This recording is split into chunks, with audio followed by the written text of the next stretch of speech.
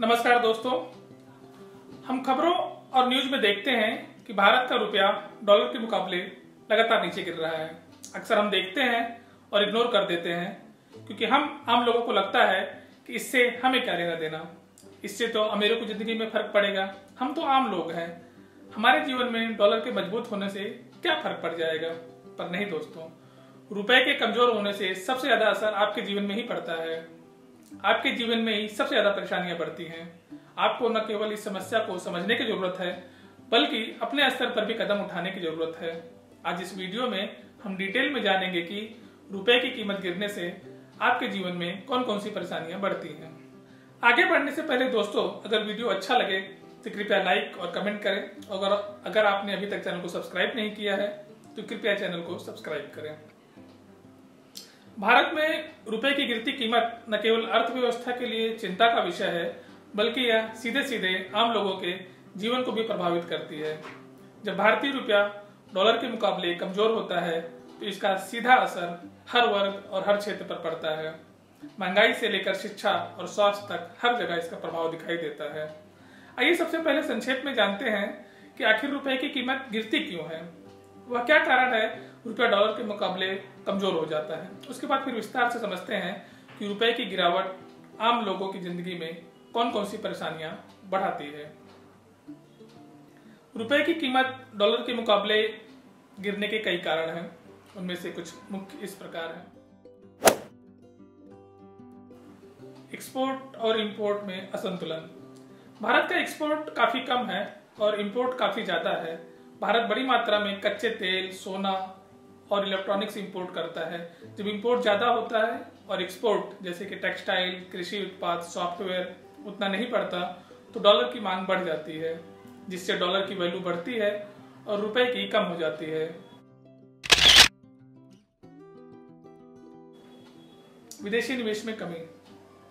जब भारत में विदेशों से निवेश करना कम हो जाता है या जब एफएफआई यानी विदेशी पोर्टफोलियो निवेशक अपना पैसा भारतीय शेयर बाजार से निकालते हैं तो वह अपने साथ डॉलर ले जाते हैं, जिससे डॉलर की मांग काफी बढ़ जाती है।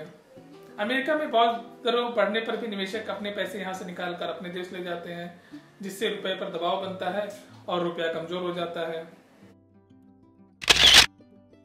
कच्चे तेल की कीमतों में वृद्धि।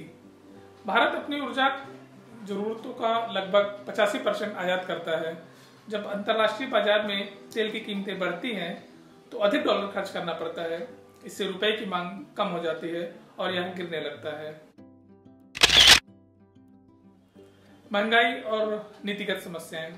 भारत में महंगाई ज्यादा हो और आर्थिक सुधार धीमे हो तो निवेशकों को भरोसा कम हो जाता है। जब निवेश नहीं होगा तो व्यापार नहीं बढ़ेगा, व्यापार नहीं बढ़ेगा तो रोजगार नहीं होंगे, रोजगार नहीं होगा तो आर्थिक विकास नहीं हो पाएगा, जब आर्थिक विकास नहीं होता तो रुपए की वैल्यू कम होने लगती है। व्यापार घाटा। नवंबर 2024 में भारत का व्यापार घाटा 37.85 बिलियन डॉलर तक पहुंच गया, क्योंकि आयात यानी कि इंपोर्ट बढ़ता जा रहा है लेकिन निर्यात यानी कि एक्सपोर्ट में कमी होती जा रही है। जब हम एक्सपोर्ट कम करते हैं और इंपोर्ट ज्यादा करते हैं तो हमें विदेशी मुद्रा यानी डॉलर कम मिलता है, लेकिन इंपोर्ट करने के लिए हमें डॉलर ज्यादा देना पड़ता है, जिससे विदेशी मुद्रा भंडार कम हो जाता है तो रुपए की गिरावट तेज हो जाती है।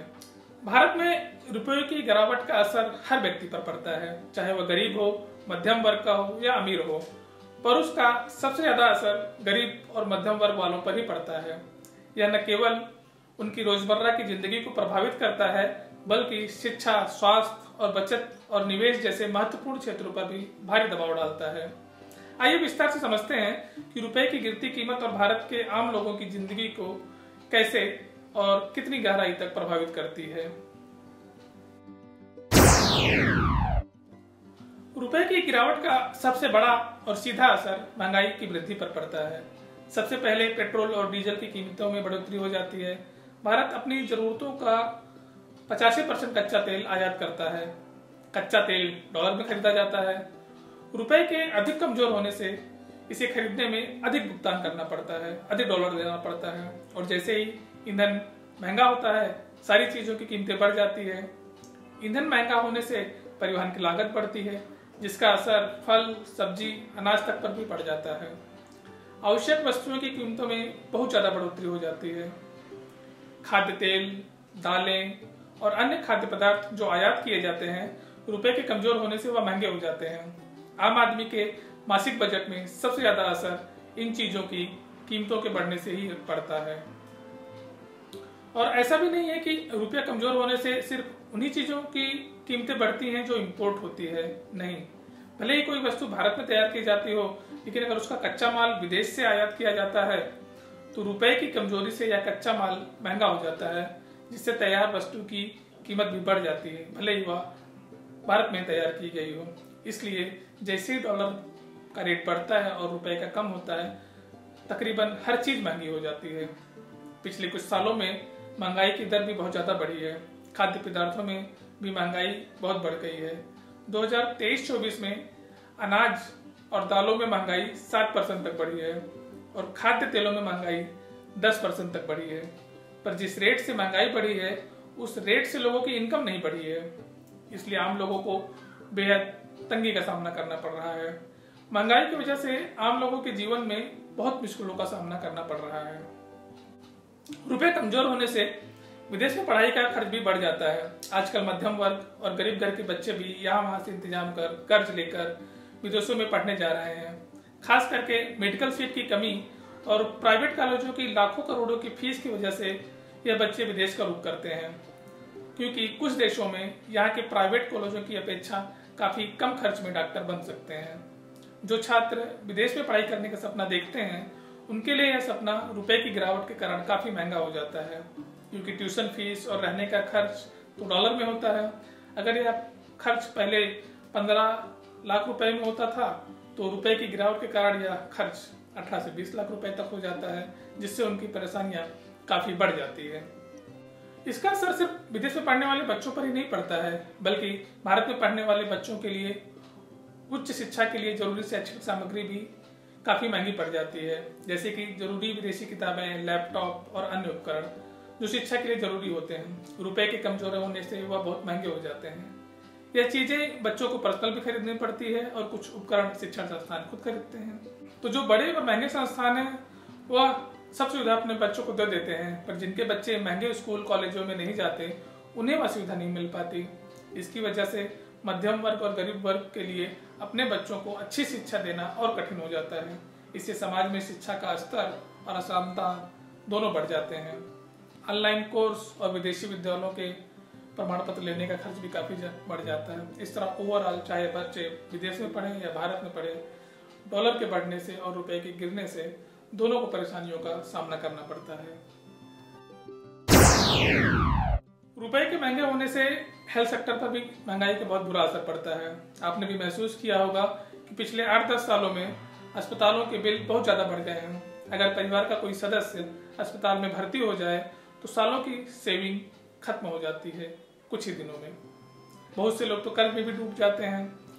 यह खर्च इतना ज्यादा होता है कि हेल्थ इंश्योरेंस भी कभी कभी इन खर्चों को पूरा करने में असमर्थ हो जाता है। अस्पताल के बिल का बढ़ने का सबसे बड़ा कारण होता है दवाइयाँ और उपकरणों का महंगा होना। भारत में बहुत सी आवश्यक दवाइयाँ और मेडिकल उपकरण आयात किए जाते हैं। रुपए की कमजोरी से इनकी कीमत बहुत बढ़ जाती है। कैंसर और अन्य गंभीर बीमारियों के इलाज में इस्तेमाल में होने वाली दवाइयाँ डॉलर में खरीदी जाती हैं, जिससे इलाज का खर्च कई गुना बढ़ जाता है। महंगे उपकरण जैसे MRI मशीन, सर्जिकल उपकरण और अन्य तकनीकी उपकरण अस्पतालों में इलाज का खर्च बढ़ा देते हैं। जिन दवाइयों का प्रोडक्शन भारत में ही होता है, उनके लिए भी बहुत सारे रॉ मटेरियल या मुख्य मॉलिक्यूल विदेशों से इंपोर्ट करना पड़ता है। रुपया कमजोर होता है तो रॉ मटेरियल महंगा होता है, जिससे भारत में बनने वाली दवाइयाँ भी महंगी हो जाती हैं। इसका सीधा असर मरीजों की जेब पर पड़ता है, खासकर उन परिवारों पर जिनकी आमदनी सीमित होती है। पर सबसे ज्यादा असर गरीब और मध्यम वर्ग पर पड़ता है। गरीब और मध्यम वर्ग के लिए सही समय पर इलाज करवाना कठिन हो जाता है, क्योंकि इंश्योरेंस का प्रीमियम काफी महंगा होता है। तो बहुत सारे लोग हेल्थ इंश्योरेंस भी नहीं लेते हैं और वे अक्सर इलाज में देरी भी कर देते हैं, जिससे बीमारियां और बढ़ जाती हैं और इलाज का खर्च भी काफी ज्यादा या कहीं कई गुना बढ़ जाता है। रुपए के गिरने से रोजमर्रा वाली चीजों की महंगाई भी बढ़ जाती है। भारत में खाने वाले तेलों का बहुत उपयोग होता है और भारत खाद्य तेल का सबसे बड़ा आयातक है। रुपए की गिरावट से सरसों, सोयाबीन और अन्य खाद्य तेल बहुत महंगे हो जाते हैं। दालों की कीमत बहुत बढ़ जाती है क्योंकि कई प्रकार की दालें भारत में आयात की जाती है, जिससे किचन का पूरा खर्च बढ़ जाता है, बजट बढ़ जाता है। गैजेट्स और इलेक्ट्रॉनिक्स सामान पर भी काफी असर पड़ता है। आज की दुनिया में यह गैजेट्स और इलेक्ट्रॉनिक्स सामान जीवन का महत्वपूर्ण हिस्सा है। मोबाइल फोन, लैपटॉप, टीवी और अन्य इलेक्ट्रॉनिक उपकरण आयात किए जाते हैं। रुपए के कमजोर होने पर ये वस्तुएं महंगी हो जाती हैं। ये चीजें जो हर वर्ग के लिए सुलभ रहती हैं, अगर रुपया गिरेगा और डॉलर बढ़ेगा तो यह चीजें काफी महंगी हो जाती हैं। तो यह चीजें केवल एक खास वर्ग तक सीमित हो जाती हैं। आम लोग इन चीजों को खरीद नहीं पाते हैं। एलपीजी और बिजली के बिल के खर्चे भी बढ़ जाते हैं। भारत प्राकृतिक गैस और कोयला आयात करता है। रुपए की गिरावट से रसोई गैस और बिजली उत्पाद काफी महंगा हो जाता है। इसका असर सीधे आपके घरेलू खर्चों पर पड़ता है और छोटे उद्योगों पर भी पड़ता है।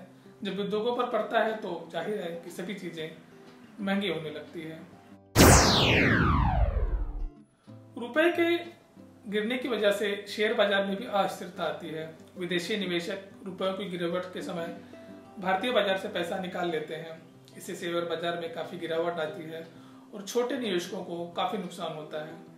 इससे आर्थिक विकास में भी कमी आती है क्योंकि मार्केट में पैसा नहीं रहता है, जिसका सीधा असर रोजगार और महंगाई पर पड़ता है और अंत में इसका प्रभाव आम लोगों के जीवन पर ही पड़ता है क्योंकि लोगों के पास रोजगार नहीं है और महंगाई की मार अलग से पड़ती है। सोने की कीमतों में भी वृद्धि हो जाती है। भारत में सोना केवल निवेश के लिए नहीं होता, बल्कि सोने से भारत की इमोशनल भावनाएं जुड़ी है। भारत में कोई भी शादी बिना सोने की खरीदारी की पूरी नहीं होती। रुपए के कमजोर होने से सोने की कीमत बढ़ती है। यह आम आदमी के लिए सोना खरीदना और निवेश करना दोनों महंगा बना देता है। ब्याज दरों पर भी इसका काफी असर पड़ता है। रुपए को स्थिर रखने के लिए रिजर्व बैंक ब्याज दरें बढ़ा सकता है। इसका असर होम लोन, कार लोन और अन्य कर्ज पर पड़ता है। मध्यम वर्ग को अपने कर्ज को चुकाने के लिए अधिक ईएमआई भरनी पड़ती है। जब इनकम सीमित हो और ईएमआई बढ़ जाती है तो मध्यम वर्ग को काफी परेशानी का सामना करना पड़ता है। रुपए के गिरने से किसान, यूरिया और अन्य उर्वरकों की कीमतें बढ़ जाती हैं क्योंकि भारत इसके लिए आयात पर निर्भर है। रुपए की गिरावट से इनकी कीमतें बढ़ जाती हैं। इससे खेती की लागत बढ़ती है, जिसका बोझ किसानों पर पड़ता है। खेती का खर्च तो बढ़ जाता है, पर खर्च के हिसाब से उन्हें रिटर्न नहीं मिल पाता है क्योंकि डीजल और पेट्रोल के दाम भी बढ़े हुए होते हैं, जिससे ट्रांसपोर्ट का खर्च बढ़ जाता है। किसान अपनी फसल को मंडी तक ले जाने के लिए ट्रांसपोर्ट पर निर्भर होते हैं। ईंधन महंगा होने से उनकी लागत बढ़ जाती है।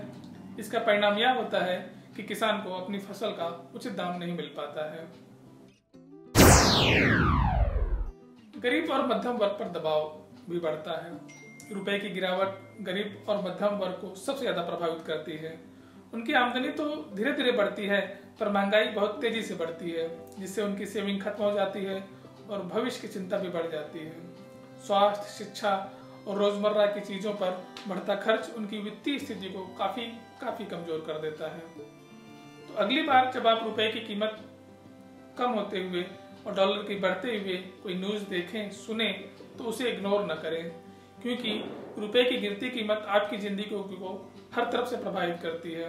महंगाई, शिक्षा, स्वास्थ्य और बचत जैसे महत्वपूर्ण पहलुओं पर इसका बेहद नकारात्मक प्रभाव पड़ता है।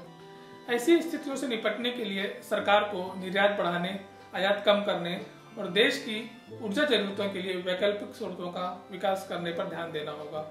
साथ ही आम आदमी को भी अपनी बचत और खर्चों की बेहतर योजनाएं बनानी होगी। आपकी इनकम और खर्चों की बेहतर प्लानिंग ही आपको इन समस्याओं से बचने में मदद कर सकती है। आने वाले समय में इन परेशानियों का सामना करने के लिए आपको किस प्रकार की तैयारियां करनी चाहिए, उस पर फिर भी वीडियो बनाऊंगा। इसलिए अगर आपने चैनल को अभी तक सब्सक्राइब नहीं किया है या आपने चैनल पर नए हैं तो कृपया चैनल को सब्सक्राइब करें और वीडियो को लाइक करें। वीडियो यहाँ तक पूरा देखने के लिए बहुत बहुत धन्यवाद।